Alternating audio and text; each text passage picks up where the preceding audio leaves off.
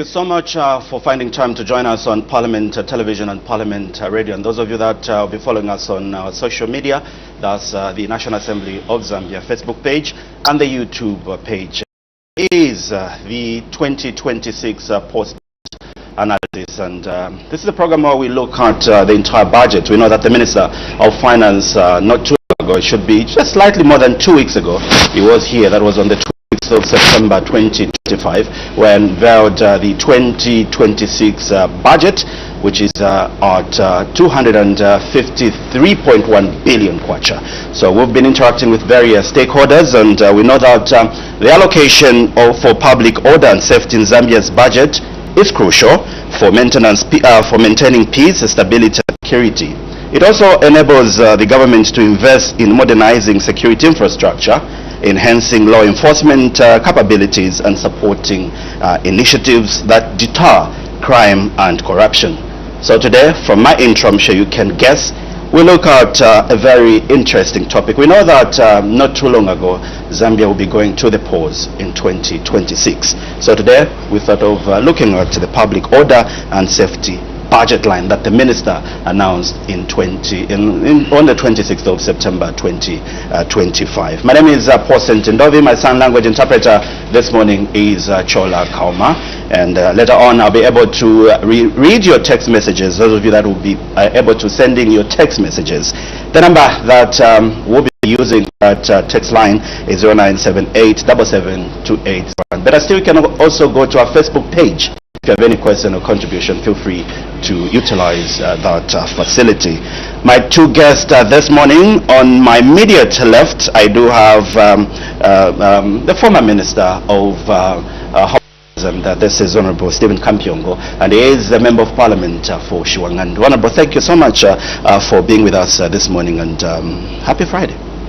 Thank you so much, Mr. Ndovi, and as always, it's a pleasure to sit on the set with my honorable colleague here.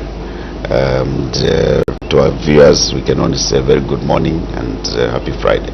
All right, and also sitting on my far left is the Brigadier General, retired Morgan Stwala. He is a Kauma Central constituency member of Parliament, and also should emphasize that he is a chairperson of the Committee on National Security and Foreign Affairs. General, thank you so much for waking up early and be with us on this platform. Thank you, Mr. Ndovi. Indeed a pleasure to be with you this morning as we look at the budget for the coming year. Quite interesting, and we are always pleased to be available to discuss issues like this that border of our issues of national interest. How did the people of Kauma Central receive the 253.1 billion kwacha in terms of the budget projection that the Minister of Finance has set aside?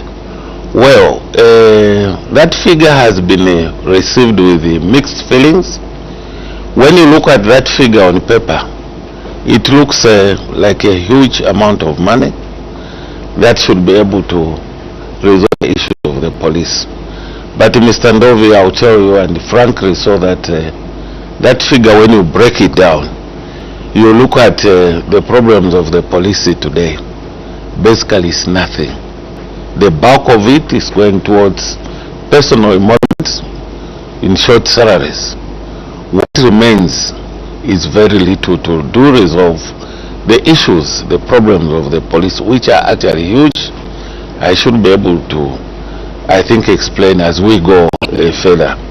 In fact, what makes it look a bit improved is because of next year's elections. You are aware government had to push in quite some amount for the purpose of managing the elections next year.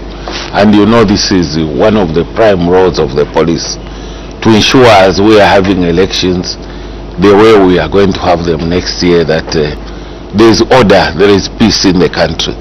So a bit of that money is going towards that. Okay, let me bring which is an event. Okay, let me bring one-off event. Honorable Kampiongo, how did the people of Shiwangandu receive the 253.1 billion kwacha in terms of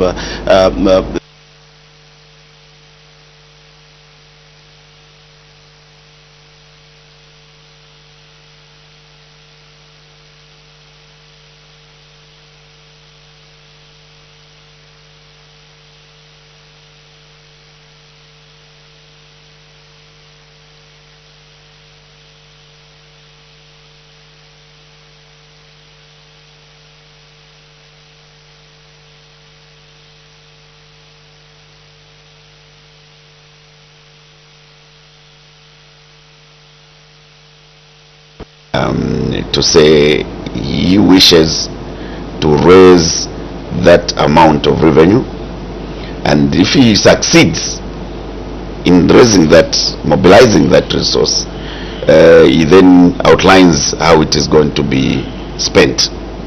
You understand? So you have to look at both sides of the budget.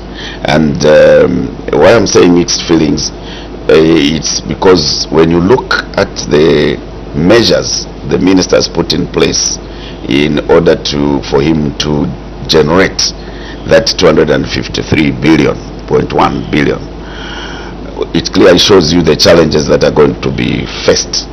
So first of all, is it tenable that it will be realized before we even think of the expenditure side? So these are the issues I think that we are all speaking to, and critical scrutiny of the measures he has put in place raises some challenges, because there's tax revenue that he is able to raise on one hand, and then non-tax revenue. So you look at both measures. Are these measures workable? Because he can have this wish to generate that amount of money, and we don't have to look at that in isolation. We also look at the budget performance of this current fiscal year. It clearly shows you that even next year we may find some challenges. Okay. Yes, we have seen some positive signs with regards to the inflation rate, which is at 12 point something now, and it's coming down, and it's projected that by next year they'll be hitting the single digit. So when you're allocating money, you don't forget the aspect of the inflation, because it certainly affects the purchasing power of the money that is you have set. You brought in quite a very important aspect in terms of the revenue generation aspect. I remember very well. I think at this one we'll go to Honorable Sitwal before you respond as well. The Minister of Finance, when he was here at Parliament on the 26th of September, did say that 82% of this 253.1 billion kwacha will be locally generalized. Is that attainable, looking at what Honorable Kampiong has talked about? 82%? 82%, quite a difficult figure really to attain, given the state of our economy today. What really it means is that that money has got to be raised locally from taxes, from within the local companies that are being taxed from pay as you earn, and that is not easy. We must admit the economy at the moment is not doing very well, and therefore targeting that figure. And you see, when we talk about this figure in the police, you should always bear in mind that there are other sectors of this economy which need attention. We cannot discuss it in isolation. The health sector, very important. They require resources. The education sector, the agricultural sector. And I should say this, we are in the middle of really sector budget analysis at the moment, which we are doing even as I leave this room this morning. What you hear or what you get from almost all the ministries is that the money is not enough. And when you analyze, you find 70 to 80% of whatever budget is in each ministry is going towards emoluments, and the rest is what remains for other services in each ministry, in each department. How best can the Zambian government make sure that they don't choke an average Zambian who is just struggling out there in terms of exempting them from these choking taxes that we see around? I will tell you, sir, at the moment it's quite difficult looking at where we are coming from. Remember, we have got this huge debt which we have an obligation to service, and the owners of the money want us to pay. Just this last October, the minister, I think, is on record telling us huge amounts being paid out to the creditors. And so you find the government is more or less in a tight corner where they have to look internally. Remember, it is not long ago when the Americans have actually cut off aid to us. US aid, which was operating in this country, having a lot of organizations like PATH, like all those, name them, which were helping out supplement the Zambian budget. They have all pulled out. And it's a big lesson. I remember even the president is in a record saying, I think the measures by America, it has opened our eyes. We are now really, Mr. Ndovi, in a tight corner where there is no way out, because the donor countries that were coming to our aid are not there. And now this poses a very big problem, especially for the security forces. When you look at even the remaining donors who are helping us today, they may be interested, or they're interested in other sectors of, say, agriculture, health, education. But the issue of security, where the police comes in, that has been left almost entirely to the government to be able to manage.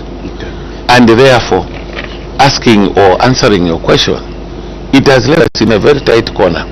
We have to endure this, we have to tighten, we have to ensure that we comply. Honorable Kampyongo, the 82% of the budget, according to the minister's pronouncements, it should be locally funded. Is that attainable? It's again comes back to what I was saying, and that's why I was saying we have to critically look at the revenue basket, and in order to answer that, you have to look at from the aspect that all these where he's talking about revenue estimates and measures, you are talking about domestic 8%, and then you have got grants and and financing. Now, in domestic revenue, you are just looking at projections, what the tax person is going to correct from various sectors. You understand, be it in the mining sector, through mineral taxes and all those are just projections. They can be achieved and they can be missed. So if they are missed, then it means that the figures we are talking about won't be realized, won't be tenable, and then that will have a negative effect on the expenditure of the budget. So then you look at non-tax revenue, for example, and this is where it's very interesting. The minister is anticipating that he may generate about 40 billion, which 40.6 billion, which is about 16.8%. Now, if you look at the measures that he has put in place in order for him to meet this, is going to face.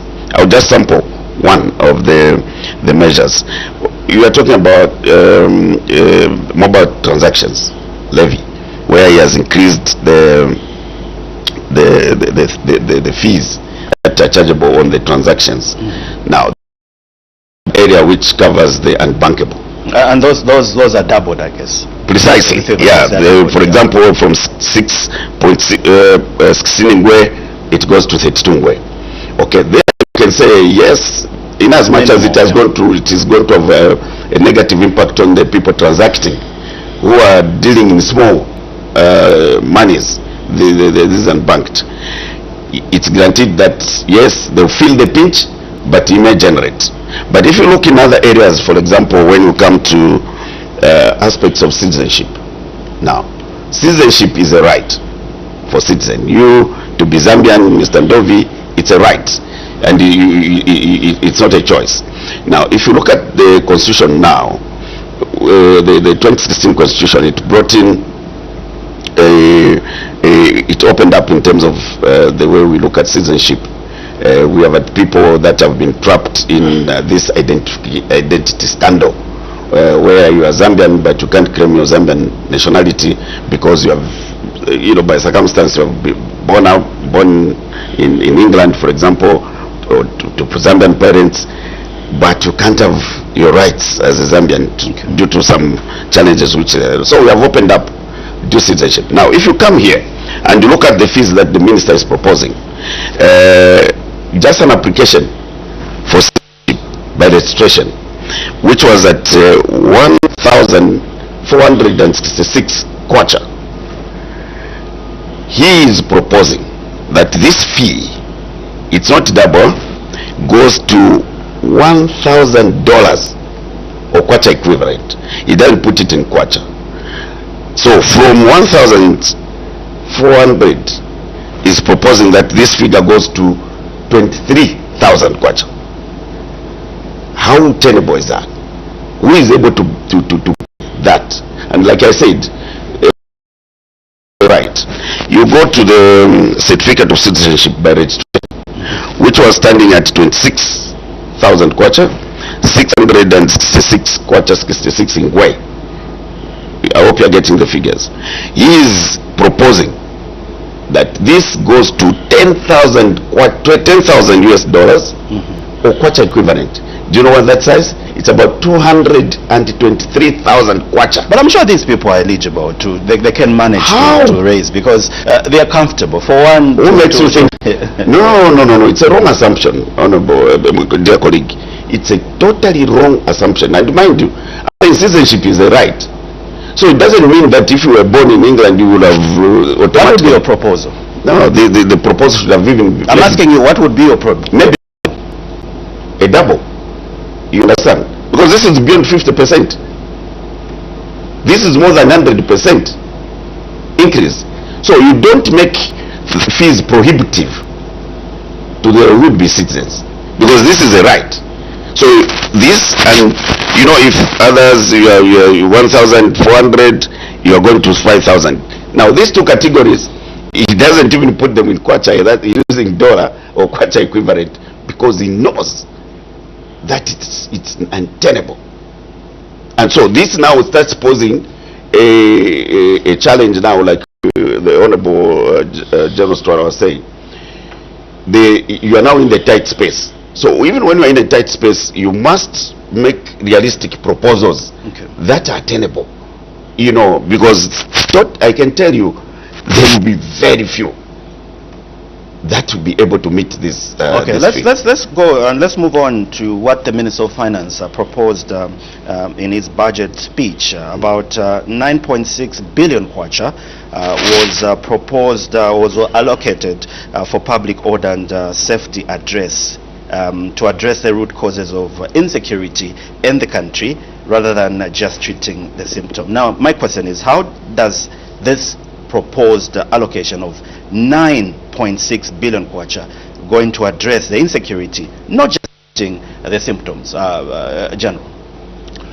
Well, that figure of 9.6 billion may look to be good, but you know, when you are talking about this coming year, like I said earlier, we are going into an election, and you break down that figure countrywide, where security matters are concerned, where you need to ensure that there is peace and order as people vote, definitely again you find it's not that much.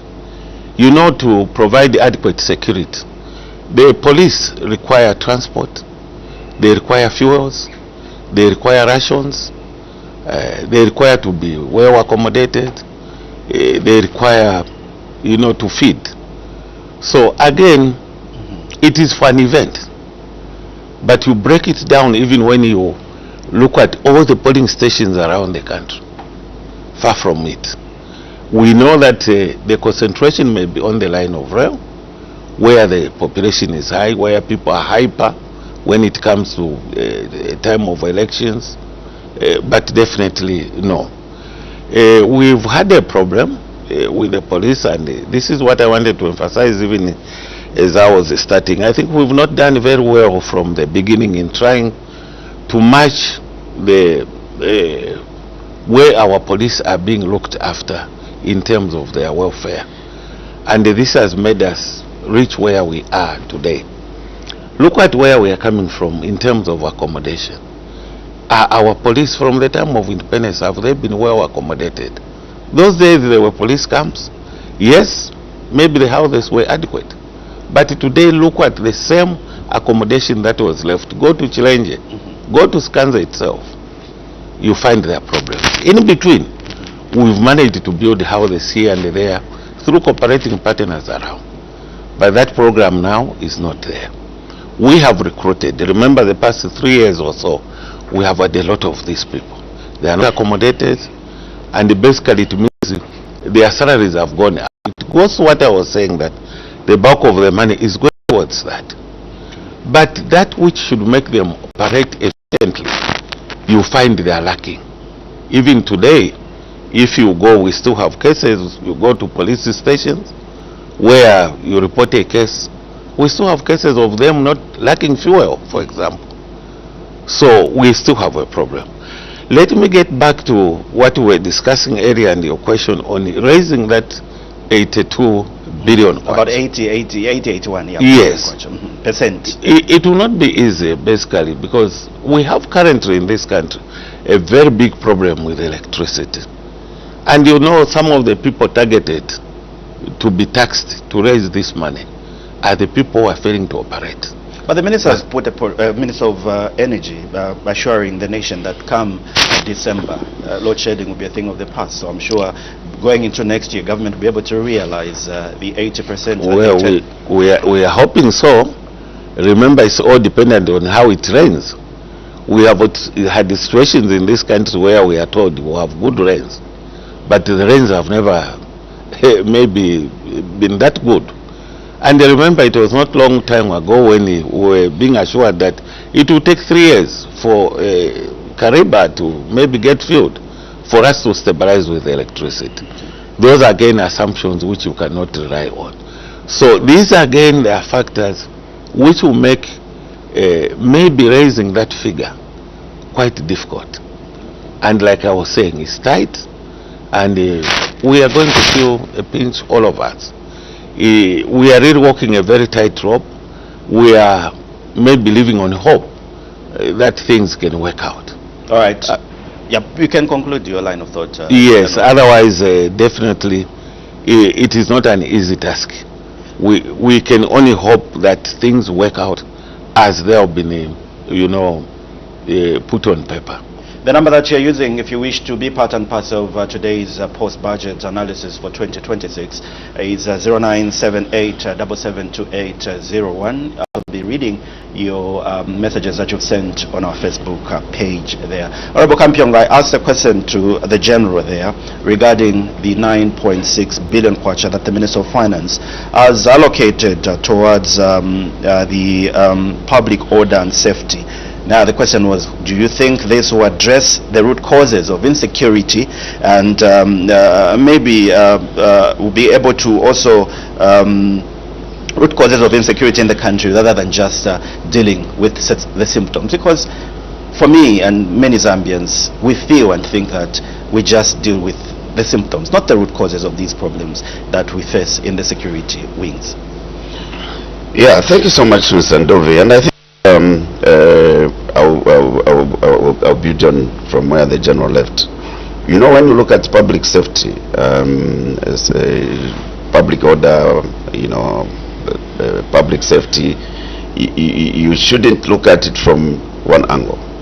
First of all, even for the Minister of Finance to realize or to generate the revenue that he is wishing to generate, he can only do it in a safe environment where there's peace, tranquility, and you are able to invite investors. You've seen the talk that is coming in the mines.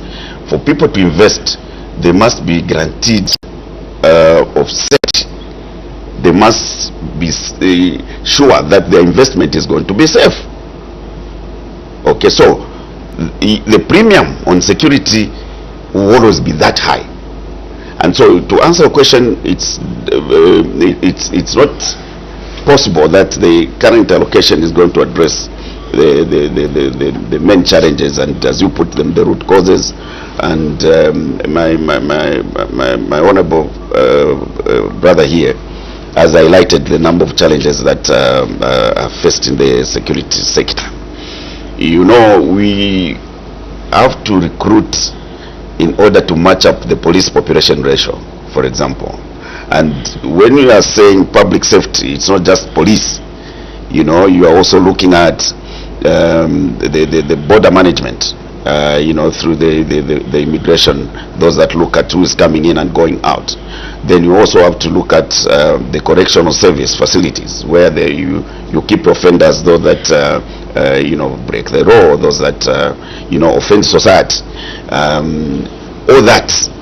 So it's a complex thing. And then you look at the safety measures that are put in place for you and me and everybody else to feel safe, to move about during the day and in the night. So it's a complex one. And you are talking about smart systems. Countries everywhere now they are going smart in terms of employing technology to help policing and maintaining safety of people. So it requires huge resources huge resources to invest. He talked about accommodation. So as we are recruiting to match the police population ratio, or be it immigration, correctional service, you must be creating the environment for these people. That they must be properly clothed, they must be properly equipped in order for them to discharge their duties. So equipment itself, carrying a firearm on their shoulders, they need a lot of things. They need logistics, like the Honorable said, transport. How are they able to react to emergencies? All that requires huge resources. So now, looking at the current budget, which is not far much different from the last one, and the year we are going, the events that we are going to deal with in the coming year, in the coming fiscal year, the general spoke about the general election. We were looking at the post 2021 issues, and some of the issues that stood out were the audit queries that came out as a result of challenges that the police service faced in deploying their manpower to man the general elections. So you find that because the police didn't have enough resources, they were depending on the Electoral Commission of Zambia. So I'm giving a classic example. The Electoral Commission of Zambia requests Zambia Police to mobilize and hire transport buses to ferry their officers, their troops, to different locations of the country. And then the pay has to come from the Electoral Commission of Zambia for such services. So we were, as the nation, as Parliament, we were saying, this shouldn't be the desirable way to do things.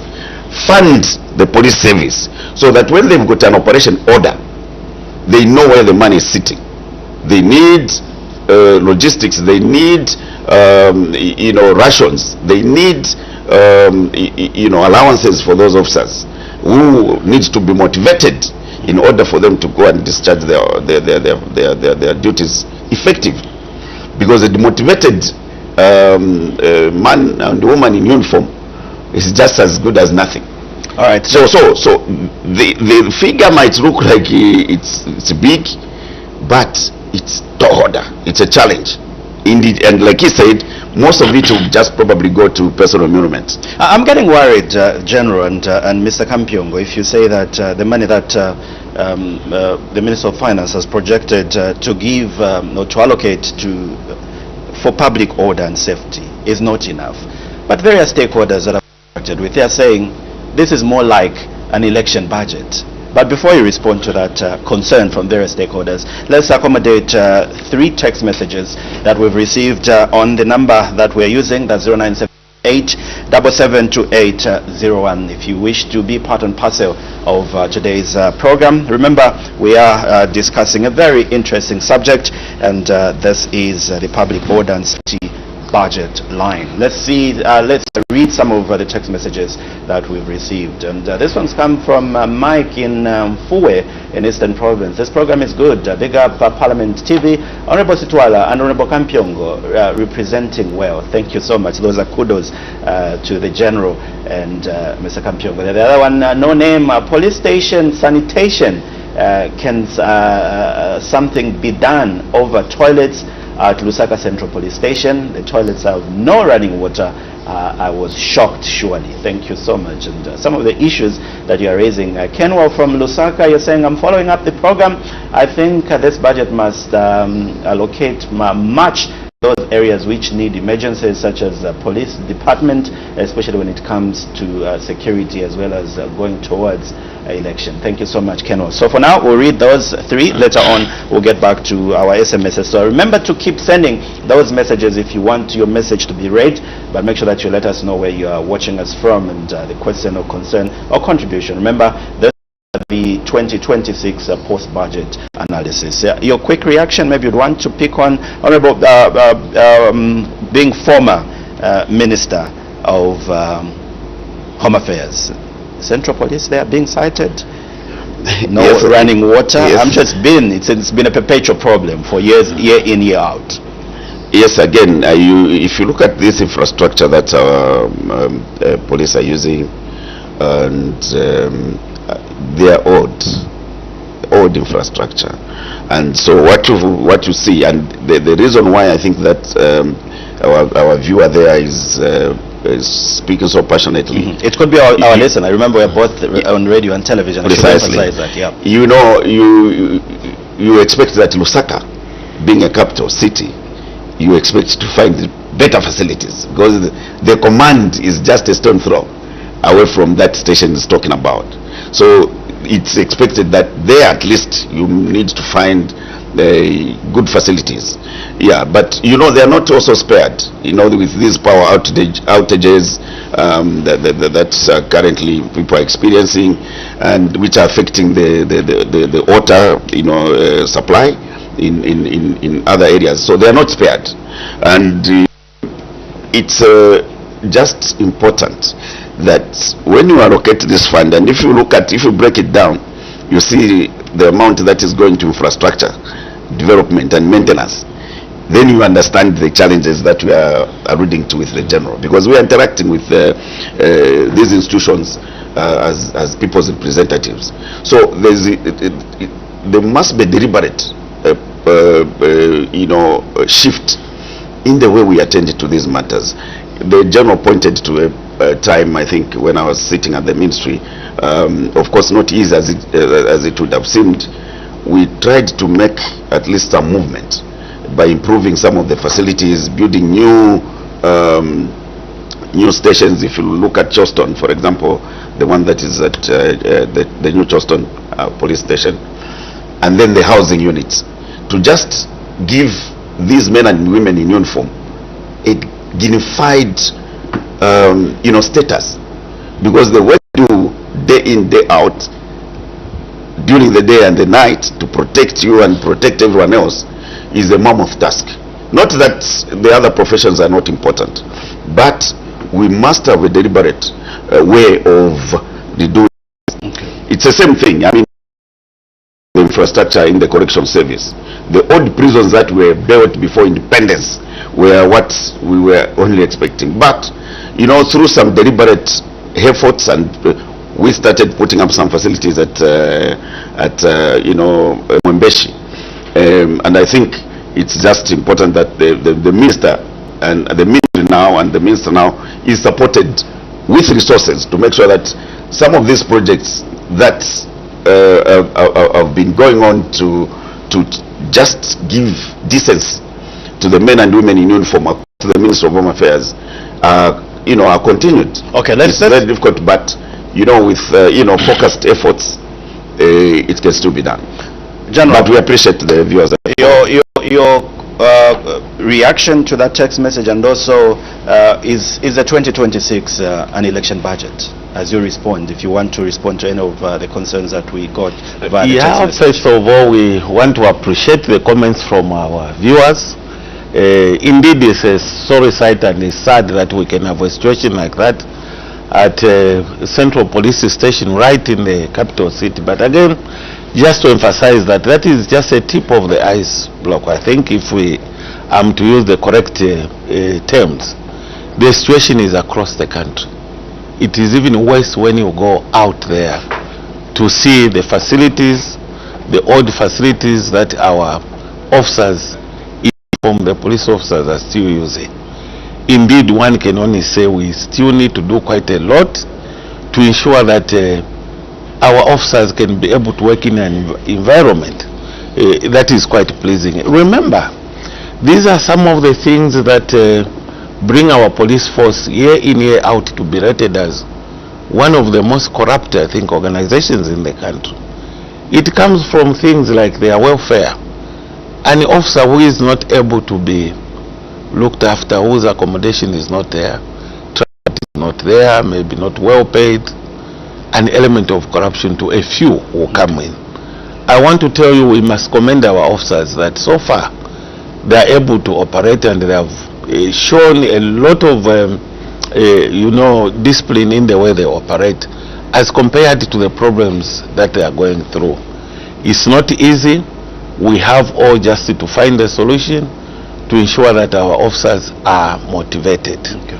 When you talk about these budgets again, well, that 9.6 billion you are talking about, one may, when you look at the figures, billions, it's a lot of money. But again, where are we sitting today? Just when you talk about transport, I think our police stations are operating on one city. So when you put that budget, one wants to imagine that in the same money, you have to procure more transport for them to operate efficiently. You have to buy fuels for those vehicles. If you are going to procure them, you have to feed them. Mr. Ndovi, this is not easy. I'll tell you, security is one thing that many out there don't maybe think so much about. For a country to operate very well, for us to talk about, good health facilities, the economy running, it depends on what men and women in uniform are doing. What they do is immeasurable. You cannot quantify it in terms of percentages. Their presence, they are being around day in, day out. That's what makes these industries run. Okay. That's what makes the copper mines run. That's what makes all of us be able to live the way we are living today. And therefore, investment in them is one thing that we should never hesitate to do. So currently, those figures, no, I want to tell you, we have to do it. But again, you have to look at what we are going through. The owners of the money, like I said, they want it. But we have a duty to do this. The balancing act becomes a bit difficult and very, very tight. But definitely those figures, those monies are not enough. I know we've talked about the police and a bit of the correctional service, but let's move on to what the minister to do with this is the integrated national registration information system, and there is an amount which has been allocated to that sector. Now my question is, how do you think this proposed allocation to support the implementation of the integrated national registration information system will ensure that all citizens, particularly marginalized groups, have access to identification documents? It's very critical, but again, we may overlook this sector. Mr. Ndovi, thank you very much. Again, over time, over a period of time, we've made a mistake. Those monies allocated, most of the time, we have targeted those who have reached the age of 16, 18 to get NRCs, to get their identity cards. And again, we always tend to allocate something more when we are going towards election, because we want people to register so they can vote, and we are forgetting the root cause.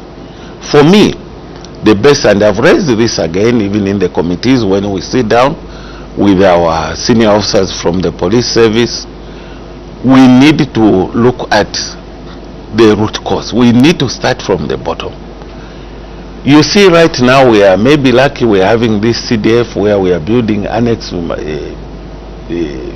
hospitals for our mothers, even deep in the rural areas, to be able to give birth and maybe have children registered. Where we need to start, Mr. Ndovi, is basically at the base, at the bottom.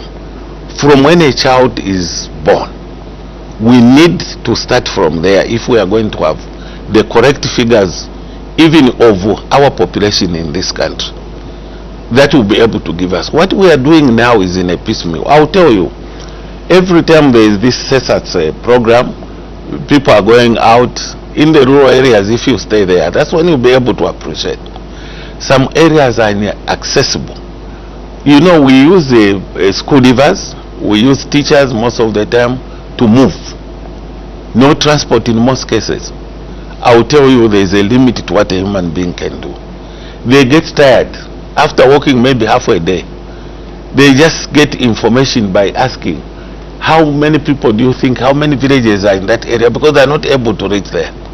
So you find at the end of the day, even our population today, we are talking about 20 million. It may not be the correct figure because we have missed out something. So we need to start this program, and I'm happy the police have talked about it, working in conjunction with the Ministry of Health. We need to start at the base, from the time when a child is born. Because when we have medical facilities where people, or our women, our mothers can go and give birth, registration starts from there. And if we can integrate this into a system where across the country everyone is registered, we'll have the correct population. And when we have these facilities out even in rural areas, even for those who are dying, it's possible that you can be able to get the figures, because they will be registered there when they are taken to the mortuaries in the hospitals. So again, we want to appreciate, in my case, I think this decentralization that government has brought, that it can help in achieving such programs. But for now, no. Because if we are only targeting those who have reached 16, 17, 18, then we are not getting anywhere. Okay. And maybe that's why we are having a problem. It is important that we know exactly the population in a country, if even the Minister of Finance can be able to budget and plan for the population. Okay. Honorable, we may be saying today, for example, we are 20, but maybe we are 25, or maybe we are less, we are 18, and it becomes a problem. But from the look of things, definitely our population has grown, hence the problems we are having. And so this INRIS program, at the best for me, is the best. Not just targeting to achieve because you want to go into an election. It's not about the best. Mr. Kampyongo, Integrated National Registration Information System, how is it going to ensure that all citizens, particularly the marginalized, and the general here has talked about rural areas and the challenges that people face in getting to these areas to get these information or data? Thank you so much, and I think I'm happy that the General has spoken to this matter very effectively. I sit here as a very sad person, Mr. Ndovi, to see that the implementation of this very important program has lagged behind so much. And if I look at the allocation to this project, Integrated National Registration Information System INRIS, is being allocated 217 million 217.8 million kwacha in next year's budget. What you need to understand, Mr. Ndovi, the importance of this project is that we are making a paradigm shift in terms of civil registration processes, which have been manually done since 1964, to automated platforms, and turning the DNR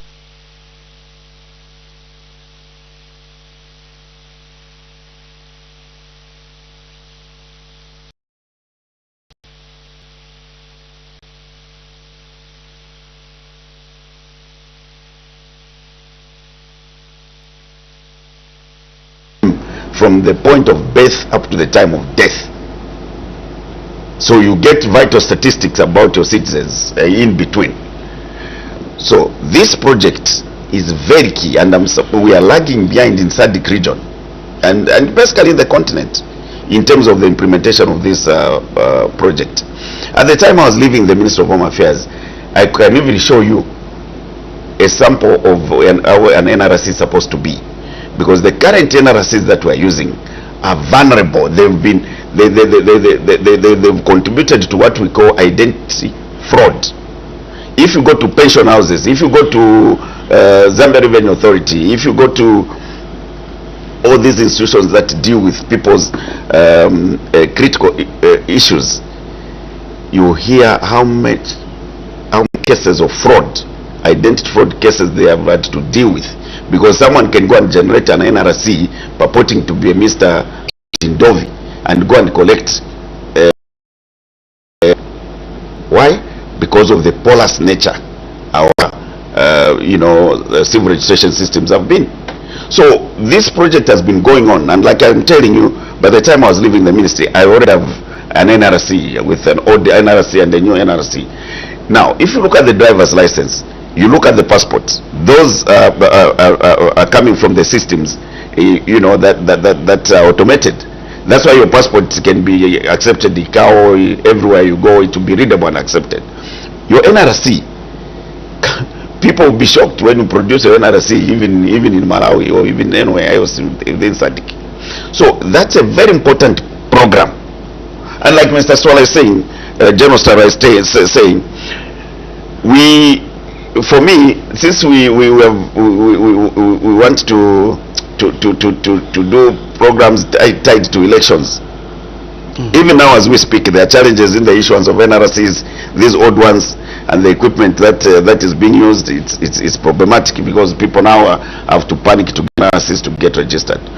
But with this INRIS project implemented, the financial sector, the banks, and all those financial sectors are going to benefit much more, because it's easier now to identify citizens properly, because the kind of NRCs that we'll be getting now when this system is implemented is not the current one that you get and type with a typewriter and seal it with some piece of paper, and which anyone can do under the tree.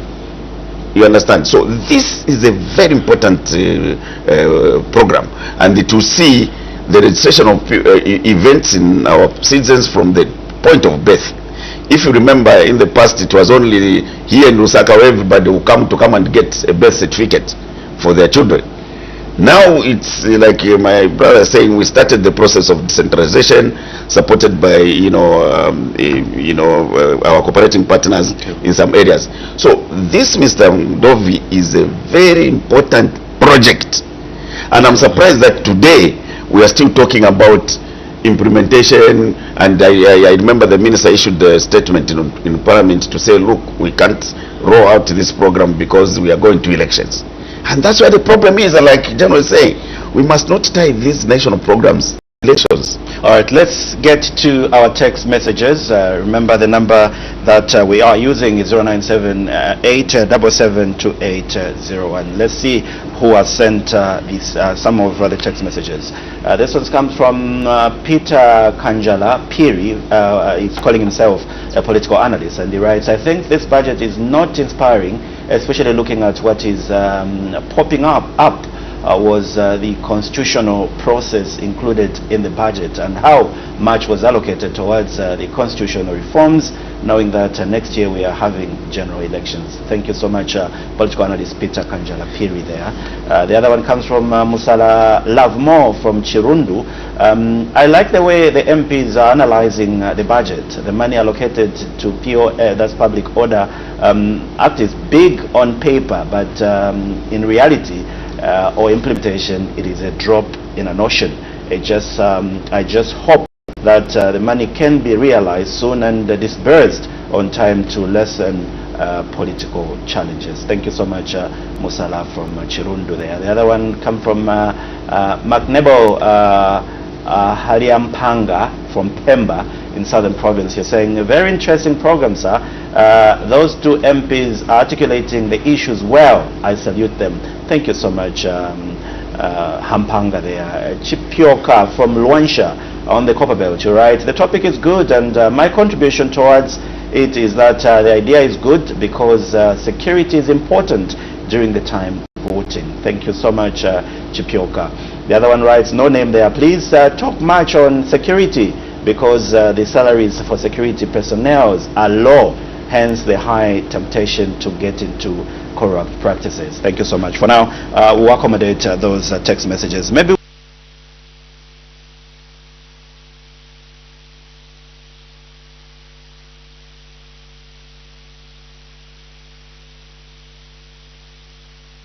of those who may not have listened earlier, the money is not enough, and we attribute this to the fact that we have this huge debt. And remember, it's not only in the security or the police alone. Like I was saying earlier on, it is across the ministries. We are getting this as we are analyzing, as we are doing such a budget analysis right now. We have a problem which we have to bear with. It is far from, I think, meeting our expectations, and this is good. It gets to the people. They must understand, they must know that we have a challenge. When we are going to overcome this, it is maybe how we sort out this problem of the debt, which has been well explained. I think that would be my reaction. Yeah, maybe under a minute. So let's say we move on to another very important subject here, talking about the Companies Act. Maybe quickly, reaction under a minute, because yeah, maybe just the person was saying we talk more about security matters and how our security personnel are looked after. Indeed, it's a matter of concern. It's a shared concern. And look, sometimes some of the things that people complain about, the conduct of police, the discipline of the police, are not in isolation. You know, because you talked about symptoms. Sometimes we react to symptoms and we don't get to the root cause. Desirably, all men and women in uniform are supposed to get continuous capacitating programs, you know, in order to make them, you know, move time, and also being looked after well in terms of remunerations. Like someone said, how, like the general was saying, how you accommodate them matter most.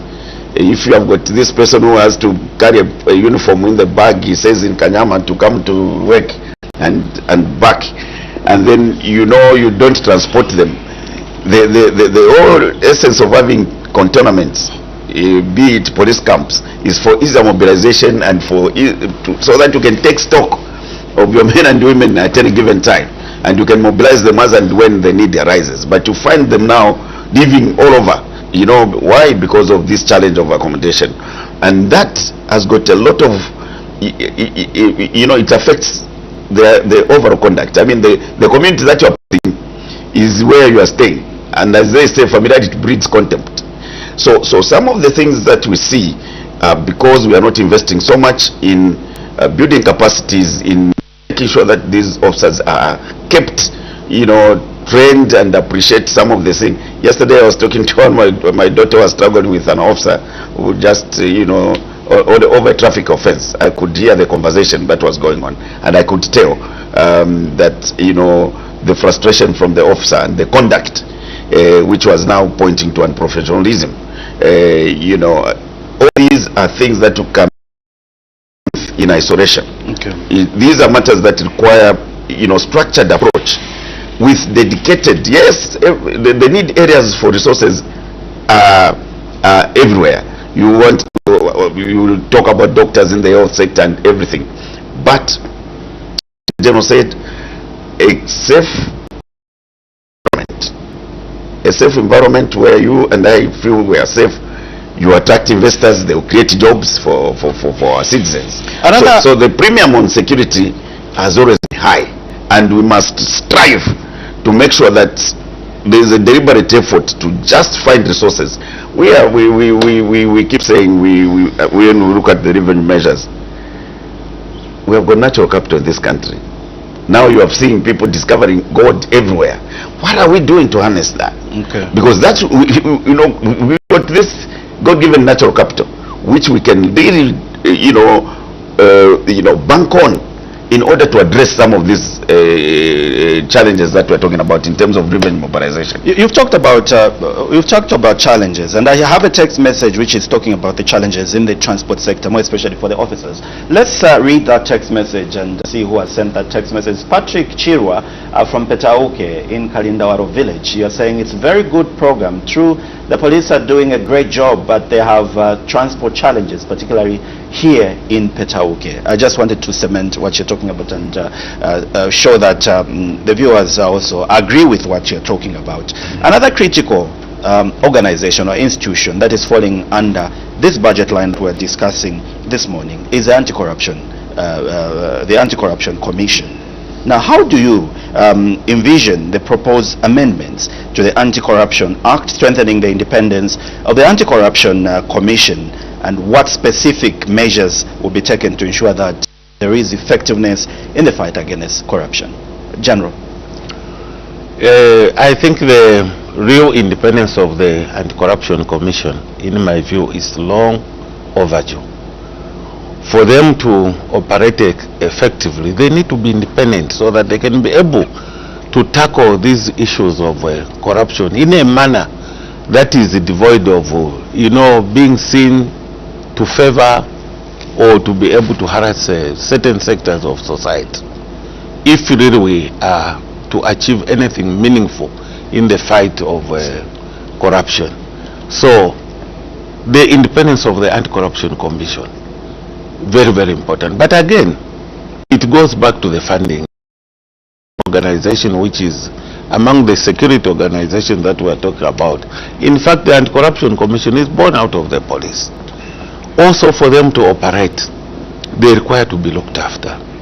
Right now, they are lacking in a number of areas. They need transport, they need to be motivated to ensure that as they carry out their daily duties. Remember, this is a very tempting, kind of job that they are doing. If you are lacking yourself as an individual, how do you fight the corruption? They are dealing with people who may have gotten ill-gotten wealth, amassed it. So if themselves are not adequate in terms of ability to work, then it poses a very big problem. But if we can make them independent, as it has been proposed, then I think for me it's the way to go. Okay. We need to get to fight this cancer in a way where it is very decisive. It can be able to achieve something, because this is one thing again which is affecting our economy. If not well handled, the issues of corruption can completely ruin a country. So their independence, very important in a nutshell. The proposed amendments to the Anti-Corruption Act, how will it strengthen the independence of this commission? Thank you so much. I'm sure you're talking about the aspect of beneficial ownership, the matter to do with registration of companies, PACRA, in order to know who is behind companies. I think the amendment, of course, must be looked at in twofold. One, you know that Zambia is an affiliate to a number of organizations. There's what we call SAMLAG and FATIF. These set up standards on what's expected of the law enforcement agencies and the measures that they are supposed to put in place. But at the end of the day, like Honorable Stola is saying, we must not just do these things for compliance purposes because of the international requirements, because that's where that is coming from. I've got a background because I'm coming from that sector, and I understand. So this should not be done for compliance purposes, for assessments, because we are assessed every year, and we are reviewed on so at the end of the day, it's how you capacitate the institution, so that the institution is not only seen active in certain seasons. You understand? And I think that's what the General was trying to point at. We must have an institution that, first of all, should work so much on prevention to lessen the breeding grounds for corruption. That's why we have got laws in the procurement in the Financial Act. All these are meant for people that are tasked to deal with public resources and how they should dispense these resources. So more has to be done in terms of prevention. And secondly, like Honorable said, capacitate the institution so that the institution can be an independent institution. Okay. Where the corruption that happened yesterday should be treated the same as the corruption that is happening today or tomorrow. Then the institution will be appreciated and respected by the public. Because in the absence of that, where the institution is only seen in seasons, like maybe after elections, then you see people being pursued. What could they have been doing when these people that are to be pursued, say after 5 years? What was the institution doing when they were doing the actual commission of corrupt activities? So we must have an institution that should work today, work tomorrow, just as they should work yesterday. All right, as we conclude, I know, General, you'll be in the expanded planning and budgeting committee. Maybe I want just you to look straight in the camera and talk to the people of Kaoma Central vis-a-vis the 2026 proposed budget. Well, thank you very much, Mr. Ndovi, again to our people out there in Kaoma Central. The budget this year has not changed much. This we must be very frank. It will be able to provide certain needs for our constituency. We should be able to operate normally. I'm only happy that we are seeing something in the road sector, especially to do with the feeder roads. There's quite an amount that has been put up there, and we hope we can be able to benefit from there. The process of trying to get into it, I think we've already started it, so we should be able to see the normal improvements going on. The budget also, I think, brings happiness in the area of the CDF. I think the people of Kaoma have seen what we've done using this fund. We are happy it has moved it to 40 million, and we should be able to move more. We are at the moment in the range of over 70 projects achieved across. How's the burning rate for Kaoma Central? Well, the burning rate is quite good, I can assure you. Mr. Ndovi, to be very frank, we are done with 2021, 2022 we are done, 2023 we are done, 2024 there was a bit of a delay, but we are almost there. The monies came almost the same time with the 2025. As I'm talking now, the few projects remaining, almost all of them are at finishing touches level. We should be able to hand over before December. Okay, we are done with loans, we are done with grants, we are done with almost all the other sectors. So we are moving at a good pace. Again, like I requested from the General himself, the people of Shiwangandu, what should they expect in the 2026 projection that the Minister of Finance has put across? Well, the people of Shiwangandu would have expected and would be expecting a little bit more in terms of, you know, it's an agricultural constituency. Most of our people there are farmers. So even as I speak now, they are concerned that they haven't been paid for the produce they produced this year, which might affect, you know, their production going to next year. So they would want to see the Minister of Agriculture pay attention to the agriculture sector, and the amount that I'm seeing sitting on the agriculture sector ministry, again, not so much encouraging, because I don't think we are going to see any increased number of farmer beneficiaries on the farmer input support program, which could be a concern. Okay. The burning rate in terms of CDF has been good, but we, even as I speak to you, we haven't yet received 2025. We are now in October and going to the end of October. So at least you've received about 16 million this far for 2025. Not too long ago you received about 4 million. You are saying? You received some money not too long ago. Less than 20. Yeah. Yeah. So because I just wanted to correct that, because you're saying you have not received anything. I said the complete disbursement of the 2025. Okay. Again, it comes back to the resources that we're talking about.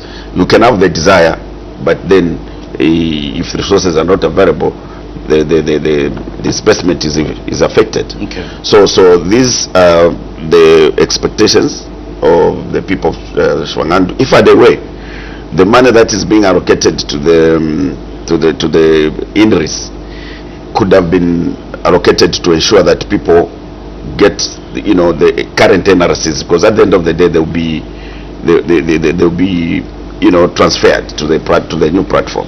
So these challenges they are facing of not having materials for these current NRCs in order for them to be ready to participate in elections could be ameliorated as we get into next year, and hopefully that the registration of voters will continue going to next year. All right, I'll request my director, if we have any, maybe 2 text messages or 3 that will be take-home messages. Remember that the number that we'll be using is 0978 772801. Let's just read some few text messages and appreciate the people that have been following and by participating via text messages. Iron Hachizube from that's in Mbola in Joma rural area. The budget allocation to the security sector is not enough, please. Thank you so much, Iron there. Killian, sending your text message from Monze. It's indeed an interesting program, and I like how those 2 MPs are analyzing it. Please, such program needs to be brought frequently because they really contain an educative message. Thank you so much. We appreciate, and we'll see how it goes. The issue of corruption is high, especially the people who are in a public environment. You hear chief executive officers of an organization has been arrested due to corruption. This is so sad. In order for the budget to work well, we must make sure funds are used accordingly. Thank you so much. No name there as well. Peter Perry from Lusanka, you're right. It's true that police officers need to be motivated and looked after. Just 2 months ago, a named police officer disappeared with huge sums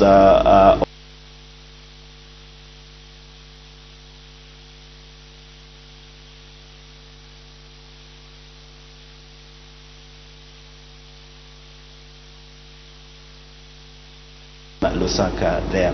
Let's accommodate 2 more, maybe if we can, and see how it goes, and look into the salaries of miners, which are too low. Thank you so much. All right, I think those are the ones that we can accommodate. The General, thank you so much for coming through and articulate issues to do with public order and safety in terms of the budget line. Please, thank you very much again. Like I said, it's my pleasure. We will always be available to come and be able to chat on some of these issues, Mr. Ndovi. Just to emphasize, we need to look after our policemen, we need to look after our security forces. We really appreciate the problems that they have, and we want to commend them for the discipline shown so far. All right. They are working under difficult conditions, but we are happy they do realize this is their country. They have to show dedication. They have to ensure that they put in their best. And I'm impressed. The money that you owe me, the debt that you owe me, you're slowly dismantling it. You and I have been communicating, and I've been on you just having an interview. That finally, this morning you woke up and said, "Novi, I'll definitely come and have a discussion." Indeed, sir, we are always available. Honorable Kampiongo, thank you so much as well for waking up early and be with us and just talk about issues that are very close to your heart. It's always a pleasure, and I think sharing this platform with the General who I interact with on these matters of national security, and yes, indeed, the premium on security should always be that high. Thank you so much. Because the safety of everybody is of paramount importance. All right, we're done for today. We'll be back next week on Monday with another interesting topic. Remember, this is the 2026 post-budget analysis where we've been interacting with various stakeholders and just trying to make you understand what is in the Minister's projection for 2026 in terms of the budget. My 2 guests that I've had this morning is the Brigadier General retired, Mr. Morgan, that's Morgan Sitwala, MP for Kaoma Central Parliamentary Constituency, Chairperson of the Committee on National Security and Foreign Affairs, and also had Mr. Stephen Kampiongo, who is Shwangando Member of Parliament, and he is former Minister of Home Affairs. And today we thought of just looking at the budget line for the public order and safety, what the minister has projected for 2026, and it being an election year. My name is Paul Sentendov, on behalf of my sign language interpreter, just Cholacom, and the entire production crew.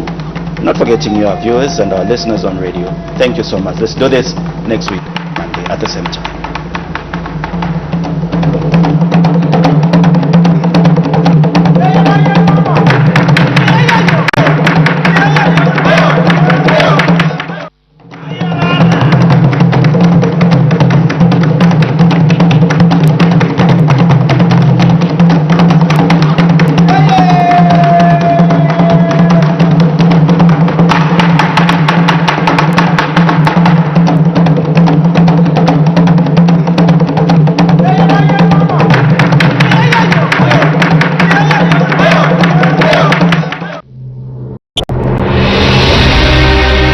There are moments in our lives that live forever. Moments like witnessing the thunderous call of a natural wonder, or experiencing the roar of the wilderness as its residents come to life, and the lively sliver of a river teeming with untamed wildlife. There are moments in our lives that live forever. Moments like experiencing the adrenaline rush of close encounters with nature's thrills. The exquisite indulgence of luxurious trees kissed by the radiance of the African sky. The rhythmic movement of a people in celebration, whose tranquility and peace touch the hearts of those they encounter. There are moments in our lives that live forever. Many of them begin here. Zambia, one destination, a million adventures. Zambia, let's explore.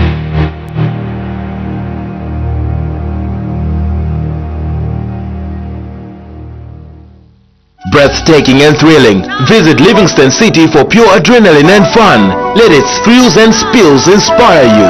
Livingston features arguably the best sunset views in the world.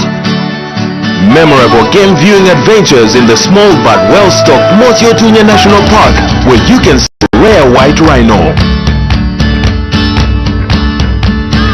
Experience the best of Zambia's rich culture and history at the Livingston Museum, or through visual and performing arts, food and folklore at the Bonfire by Night. And to crown them all, the awesome, majestic, mighty Victoria Falls, one of the 7 natural wonders of the world, known in local language as Motiotunya, the smoke that thunders. A visit to Livingston is incomplete if it does not include this world-famous icon. Some call it Zambia, but we call it home. One Zambia, one destination, limitless exploring. Zambia, let's explore.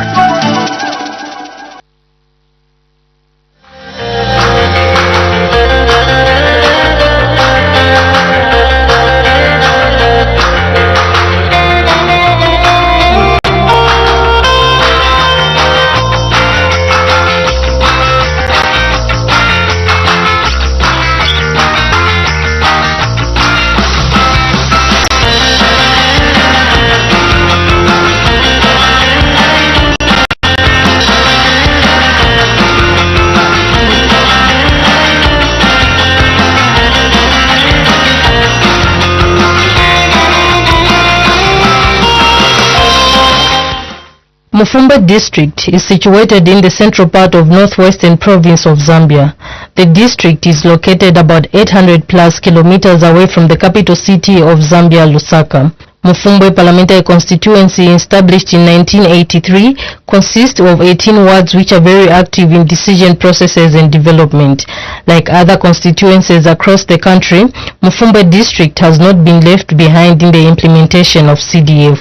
To foster this development in the constituency, 4 new projects funded under the 2022 CDF allocation were commissioned at a total cost of 572,596 kwacha. Among the projects that were commissioned by Mufumbwe lawmaker Mr. Elliot Kamondo is a 1x2 classroom block and a VIP toilet at Ndunga Primary School in Chimpandanga Ward, a 1x2 classroom block and a VIP toilet at Lumo East Primary School in Kashima Ward. A 1x2 classroom block and desks were allocated at Kikonge Day Secondary School in Kikonge Ward. A 1x3 classroom block, a VIP toilet and a borehole were also commissioned at Katoka Mema Primary School in Munyambala Ward. Speaking during the commissioning of a 1x3 classroom block at Ndunga School in Chimpandanga Ward, Mr. Elliot Kamondo MP said that the increment in CDF is aimed at taking development to the people. I want to thank the Republican President that because of the CDF money which they gave us, today we are able to come here. If there was no CDF, I was not going to come for this meeting. I want to take you back. This is the school which you had. Now from this one to that one, the CDF is a game changer. Because of CDF, as members of parliament, we are able, through the council, to do this job. This is not the only thing that the president has done. Mufumbwe Town Council Secretary Mr. Robi Chitambo said that through the 2022 enhanced CDF allocation of 697,485 kwacha, the commissioning of the school aligns with President Hakainde Hichilema's directive, which has come to fulfillment to the people of Mufumbwe. What we are seeing, or what we are commissioning today, the school has also been given 75 desks, following the directive of His Excellency the President Hakainde Hichilema, that no pupil should sit on the floor. Ladies and gentlemen, this is a school which is in Chimpandanga Ward. It's about 450 kilometers from the CBD. So that tells a story that the new Don government is very determined and committed to ensure that no one is left behind. Irrespective of the distances, as we speak today, there are a lot of projects in Mufumbwe, not only here but across the district. Speaking on behalf of Mufumbwe District Education Board Secretary Debs, Ms. Nelly Andende, who is the Education Standards Officer ESO Special Education, expressed happiness with the construction of the 1x3 classroom block at the school. On behalf of the Debs and indeed on my own behalf, I wish to thank the President for this wonderful gesture here at Ndunga. Indeed, you've made our work very easy, as you've mentioned, guest of honor. We know this time we'll just be talking about working hard of the teachers and the pupils coming to school every day. We are reliably informed that the project is accompanied by 75 desks. As we are talking, we've got 50 desks which are in the classes. We are proud that indeed a good learning environment is granted for our learners at Ndunga. Ndunga Community School and parents expressed happiness at the development, adding that the move will motivate learners to learn more and become better citizens. Tupagurumba guriba Honorable Bakamondo. We want to thank Honorable Kamondo, MP. From the time we arrived here, we had a lot of challenges. Girls were just getting married and not going to school. We thank the government for this school that they have put up, because girls are now focusing on school and not marriage. We thank God because He has heard our cries.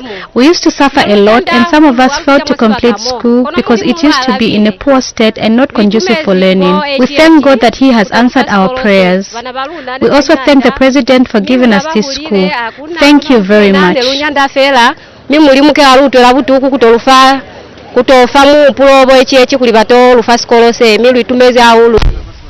I wish to thank the government for building us this school. We never thought that we would ever come out of that thatched classroom we were learning from. We thank the government for building us this beautiful structure. Speaking during the commissioning of a 1x2 classroom block at Lumo East Primary School in Kashima Ward, the Mufumbwe lawmaker Mr. Elliot Kamondo described CDF as a game changer. Jingolo Jami. In my own capacity, I failed to deliver development like the way the President Hakainde Hichilema has done. My efforts ended on that ramshackle which you're able to see there. But the incoming of our President, you can now see the difference between what I could do as a member of parliament and what the President and his government has done when you look at this one. Lumwe East Primary School head teacher said that the construction of the school has elated management at the school and the surrounding community. In 2005, the parents in this community organized themselves and built a structure somewhere this side, about a kilometer from here. And that structure was no better than learning under the tree. Because we meant going forward, the Honorable MP Elliot Kamondo came in. In 2018, I'm told he built a structure which is closer to modern because it had iron sheets. Nearly 20